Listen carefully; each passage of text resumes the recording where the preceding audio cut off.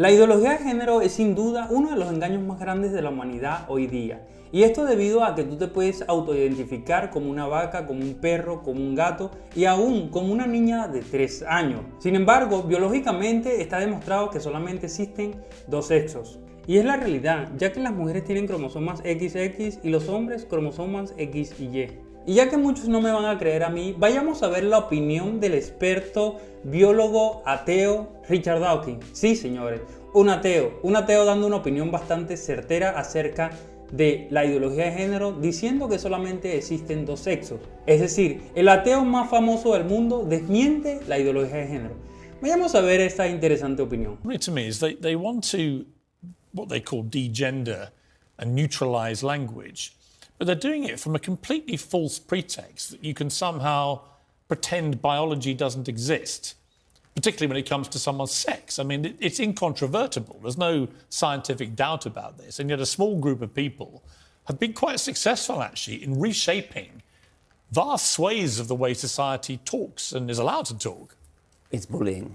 And we've seen the way J.K. Rowling has been bullied, Kathleen Stock has been bullied.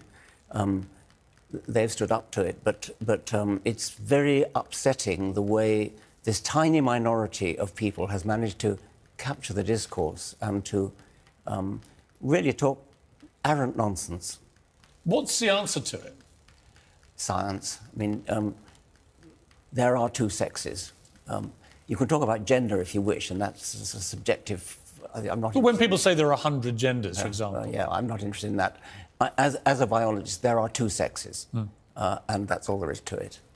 You had a Humanist Award stripped in 2021 because of your comments about this kind of thing.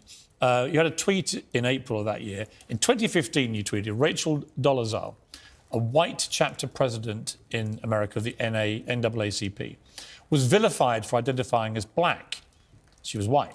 Some men choose to identify as women, some women choose to identify as men. You'll be vilified if you deny that they literally are what they identify as. Discuss. And all hell broke loose and you had your award stripped because you were effectively doing what J.K. Rowling and others have said. You were just espousing a biological fact. I wasn't even doing that. I was asking people to discuss. Discuss. That's what I've done all my life in universities. Right. Why have we lost that ability to actually have an open and frank debate? There are people for whom the word discuss doesn't mean discuss. It means you've taken a position, which I hadn't. But anyway, I thought it was a reasonable thing to discuss. This was, on the one hand, I actually wrote a couple of follow-up articles to this. Race is actually a much more fluid concept than sex. For one thing, many people are of mixed race, so they really can be, you know... Well, I had my DNA done, for example. Yes. Properly tested. It came back, I had 0 English DNA. 0. I actually have 6% Middle Eastern.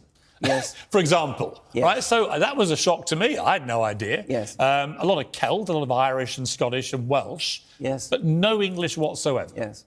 Well, we're all mixed, and therefore it actually is a perfectly reasonable thing for somebody to identify as some particular race if they want to. But sex is not like that. Sex really is binary, and therefore it's something. It's certainly worth discussing that